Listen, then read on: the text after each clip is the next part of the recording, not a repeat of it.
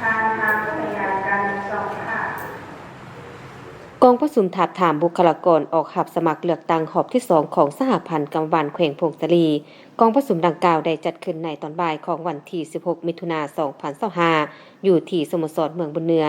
โดยการเป็นประธานของสหายสันติแก้วยาสารกรรมการประจำพรรคแขวงหัวหน้าคณะจัดตั้งแขวงมีสหายนางพรแก้วคุณสมเฮืองประธานสหพันธ์กรรมการแขวงสหายบุญลำธรรมใจกรรมการประจำพรรคเมืองประธานเหนี่ยวลาวสังสาสผู้ที่นำองค์การจัดตั้งมหาส่วนการเมือง มีบรรดาสหายคณะรับผิดชอบบุคลากรขั้นแขวง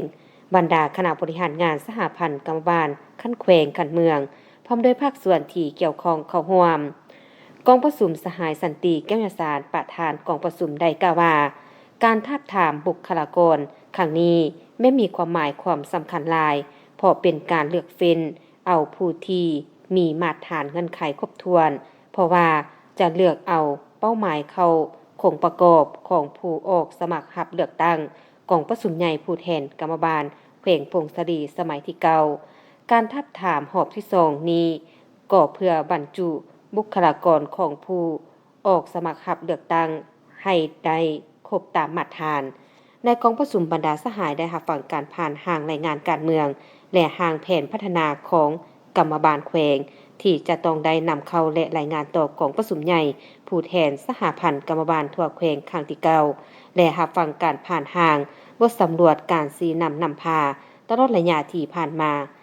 จากนั้นผู้เข้าร่วมได้พร้อมกันประกอบความคิดความเห็นแบบสร้างสรรค์กงไปกงมาเพื่อเป็นบอนอิงให้แก่คณะรับผิดชอบปรับปรุงเนื้อในดังกล่าวให้ครบถ้วนและสมบูรณ์จากนั้นคณะรับผิดชอบได้แจกจ่ายบัตรทับถามในรอบที่2พร้อมทั้งได้แนะนำวิธีการคิดบัตรทับถามรอบที่2ทำการปลดบัตรอย่างเป็นทางการเพื่อเลือกเฟ้นเอาผู้ที่มีความรู้ความสามารถในการชี้นำและนำพาเวียกงานของกรรมบาลสามารถเป็นตัวแทนแห่งสิทธิผลประโยชน์ให้แก่สาวผู้ออกแห่งงานอย่างแท้จริงเพื่อบรรจุเข้าในคงประกอบกองประชุมใหญ่ผู้แทนกรรมบาลแขวงสมัยที่เก่าให้ครบสุดจุดประสงค์ของกองประชุมครั้งนี้เป็นเพื่อรับประกันให้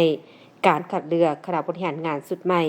มีความโปร่งใสยุติธรรมและสอดคล้องกับความมุ่งมั่นปรารถนาของสมาชิกกรรมบาลกรรมกรและสาวผู้ออกแห่งงานผลของการทับถามในรอบที่2นี้จะเป็นพื้นฐานสำคัญให้แก่การดำเนินในขั้นตอนต่อไปเพื่อให้ได้คณะบริหารงานที่เข้มแข็งสามารถนำพาขบวนการของกรรมบาลแขวงพงศาลีให้ก้าวขึ้นอย่างบ่หยุดยั้ง